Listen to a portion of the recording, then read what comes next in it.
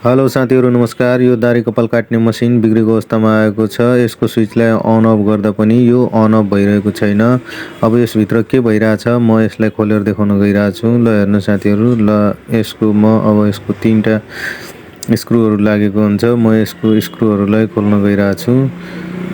ल हेर्नुस्, यसको मैले स्क्रुहरु खोल्दै छु।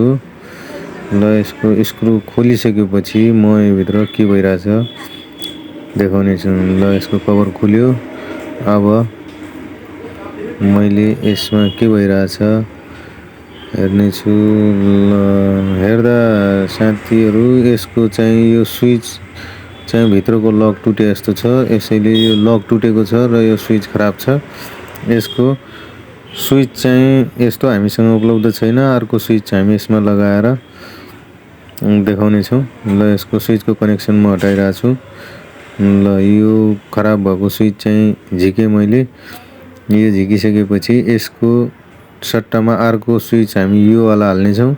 यो स्विच हामीले लगाएर देखाउने छौं।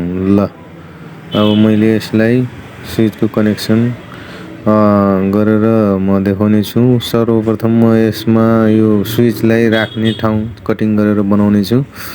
पहिला यसको स्विच राख्ने ठाउँ चाहिँ हामीले यो आइरनको सहायताले गरम गरेर कटरको सहायताले काटेर यसलाई हामीले यो स्विच राख्ने ठाउँ यसको बनाएका छौं। ल हेर्नुस्, यसको स्विच राख्ने मैले यसको ठाउँलाई कटिङ गरेर बनाएको छु र अब म यसमा स्विचको कनेक्सन गर्न गइरहेको छु। स्विच को कनेक्सन मैले यसको एउटा वायरको कनेक्सन गरे र म अर्को वायरको पनि कनेक्सन गरेर देखाउँदै छु। ल हेर्नुस्, यसको अर्को वायरको पनि कनेक्सन भयो। ल अब मैले यसको खाँचा जुन बनाएको थिएँ हामीले त्यहाँ अड्काउन गइरहेछौँ।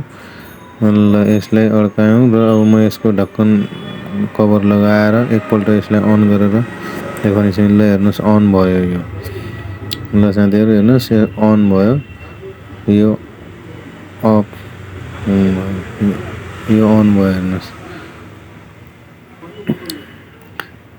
यो अन भयो, यो अफ भयो। ल हेर्नुस्, अब मैले यसको स्क्रु कसेर हजुरहरुलाई फेरि स्क्रु कसिसकेपछि एकपल्ट चलाएर देखाउने छु। हजुरहरुलाई भिडियो राम्रो लागेमा लाइक, कमेन्ट र सब्स्क्राइब गर्नु होला। यस्ता इलेक्ट्रोनिक खालका भिडियोहरु मैले अरु पनि ल्याउने छु। ल हेर्नुस्,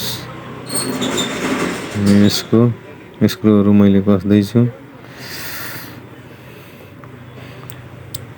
ल मैले अब यसलाई अन गरेर देखाउँदै छु। ल अन भयो साथीहरु, हेर्नुस्। भिडियो अन्तिमसम्म हेरेर साथ दिनुभएकोमा हजुरहरुलाई धेरै धेरै धन्यवाद।